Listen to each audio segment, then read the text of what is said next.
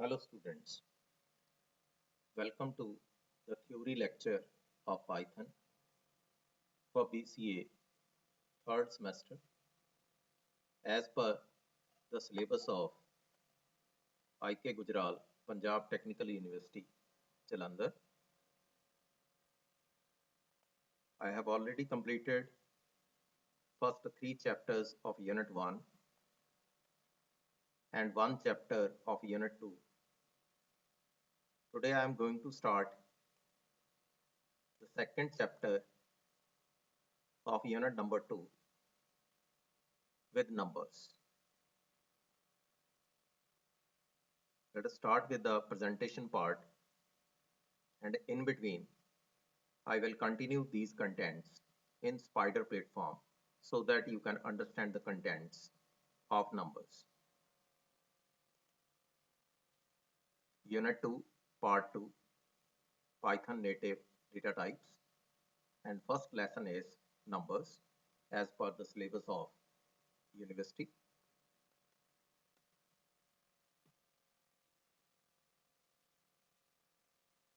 First of all, what are the numbers? These are the data types with numeric values and are immutable in nature.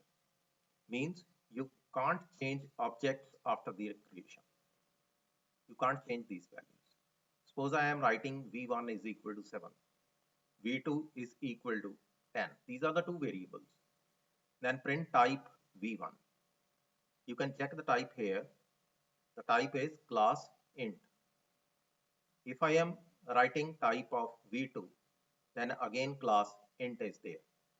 And inside type, these arguments are there. One is object or name. Second is basis and dictionary. Generally, these are the objects. Means everything inside Python comprise of class and objects. Suppose I delete by using del one variable declared above, that is v1. For that, I can write del v1, and when I type v1 and printing that, the code analysis shows that it's undefined name v1. It means with the help of del, you can delete the variable from the memory.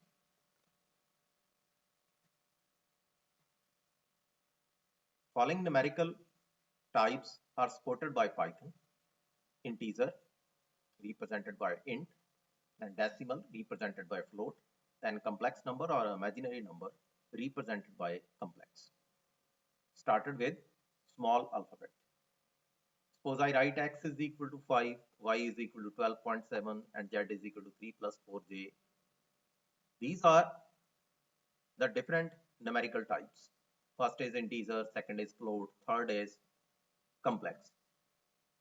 By typing type x, type y, and type z, you can display the class of these variables. First is integer, second is float, and third is complex. You can display all the contents. Now this one is the type conversion from int to float, float to int. Suppose I am writing 12.7, then printing that value x, int x. It means I can display x is equal to 12. It means out of this value 12.7, only integer value is displayed. If I am writing type x, you can display type of this x now. This value is integer, but previously it's 12.7 because I am doing typecasting. Now in this case, when y is equal to 9, this one is integer value, and I am writing here y is equal to float y. It means I am converting this integer value into the float value. If I am typing type y, then I can display the float value, and the answer is 9.0 instead of 9.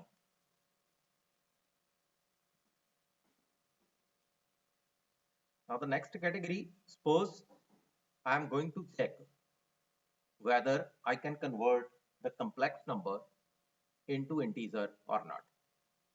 The answer is not. I can't convert complex into integer value. Look at the experimental content. If I am writing 12 plus 13j, x is equal to int x, then printing that value and type of that value. And while I execute this content, type error is there. It means you can't convert complex to integer. Now what about the vice versa condition? Integer into complex number. Suppose I am writing 12. This one is integer value. Then x is equal to complex x. It means I am trying to convert integer value into complex value. Now look at the output.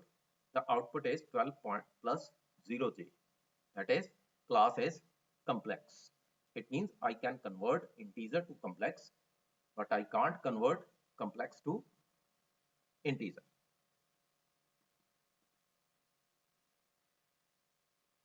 The next content is we can separately display real and imaginary parts of a complex number. Suppose I am writing 13 plus 11j. Then print x, you can display 13 plus 11j. If I am writing type of x, you can write or you can display class as complex. If I have to display the real part, that is 13, then I can write x dot real. I can display 13, but this one is float value. And the second value is x dot imaginary, IMAG. I can display the imaginary value. This one is again the floating value. In this way, you can display real and imaginary parts separately from complex number. The next one is addition or subtraction of integer and complex number. Suppose I have to add integer and complex number. First value is integer value and second value is complex value. You can display x and y, 13 and 12 plus 19, 9j. If I am adding x plus y, it means 13 plus 12, that's 25 plus 9j. Means real value is added to real value. Nothing to do with complex value. Complex value remain as it is. Now what about the second value, x minus y? 13 minus 12, it's 1.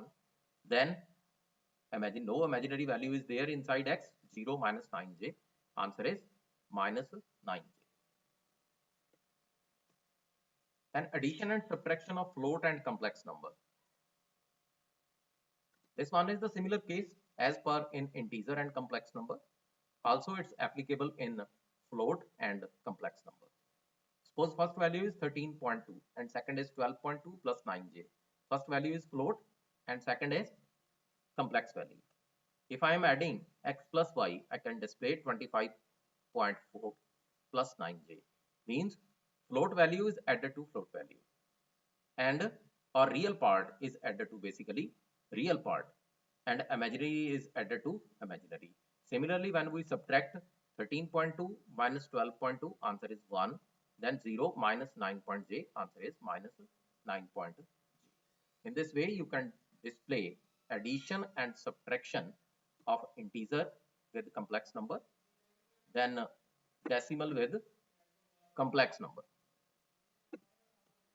Now, what about multiplication? Let first value is equal to x, x is equal to 2, and second value is equal to 3 plus 4j. If I multiply these values, then answer is 2 into 3, that is 6, 2 into 4, that is 8j. It means if I multiply x and y, the answer is 6 plus 8j. What about if I am writing first value as imaginary value and second is 2 plus 4j? Now the answer is 3 multiply 2, that is 6j. Look at this value, 6j. And what about the second value, 3j multiply 4j?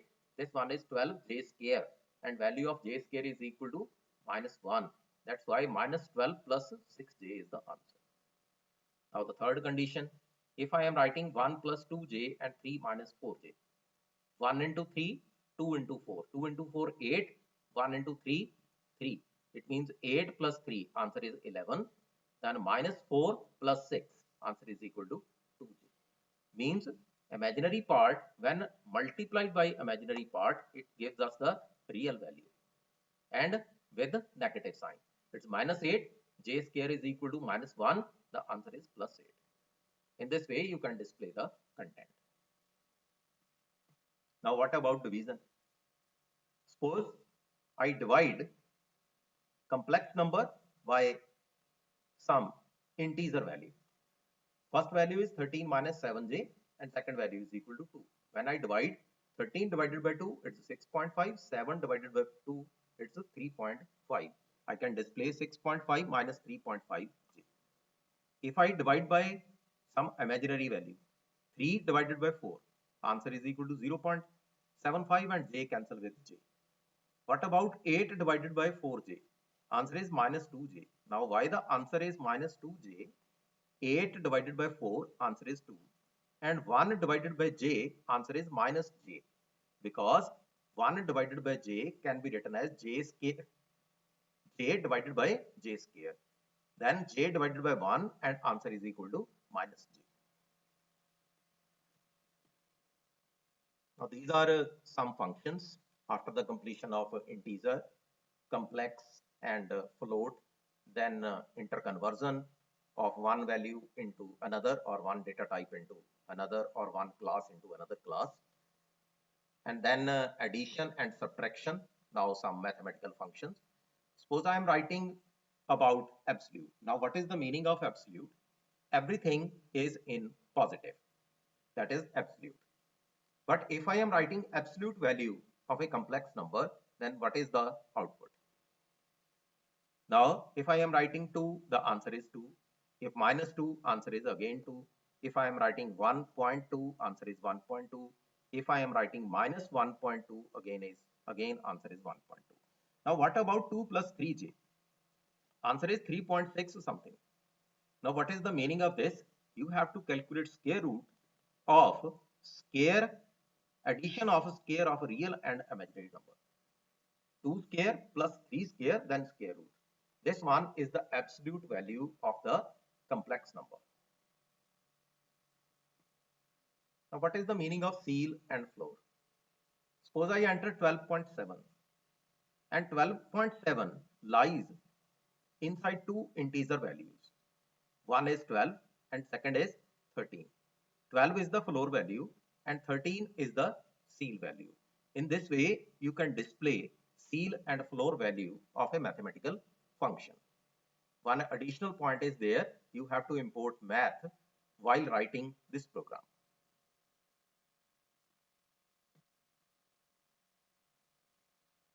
The next one is maximum, minimum, power, square root and mod f. Now what is the meaning of this one? Suppose I write max. Whatever the values lie inside this set or inside this data, maximum value can be filtered out.